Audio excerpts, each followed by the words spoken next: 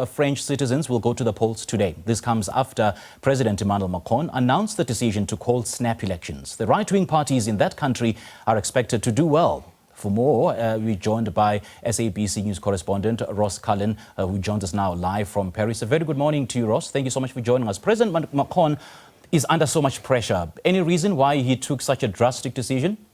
Well, good morning. Polling has now begun. I'm outside a polling station here in the French capital, and Emmanuel Macron says that he wanted to give the nation a chance for clarity after his party was trounced in the European Union elections, which took place at the start of the month, and he called that lightning campaign. Just 20 days the parties have had to canvass and campaign across the country, and polling is now open. It will be open for 12 hours, 8 a.m. until 8 p.m. local time here in France, and that's for the first round. France has a particular two-round system where we will know some of the results of the overall election this Sunday, but the overall picture will be coming into light on the Sunday the 7th, which is when the second round of this election concludes.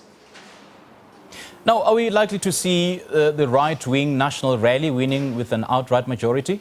They certainly have been leading the polls throughout the campaign.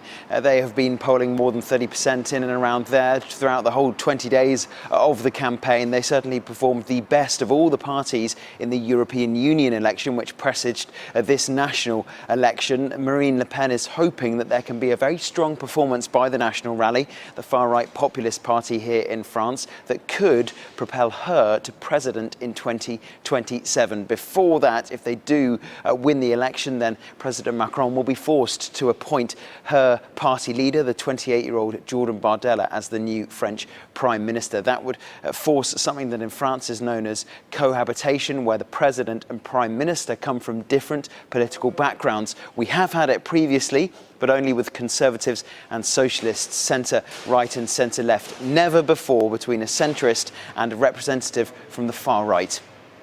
It's great chatting to you. Thank you so much for our update. Ross Cullen is our SABC News correspondent, speaking to us live from Paris, and as a preview to the snap elections that President Emmanuel Macron has called. All right, let's now take a quick break, and after the break, we'll continue our conversation with Claude Shivambu, the Deputy President of the EFF.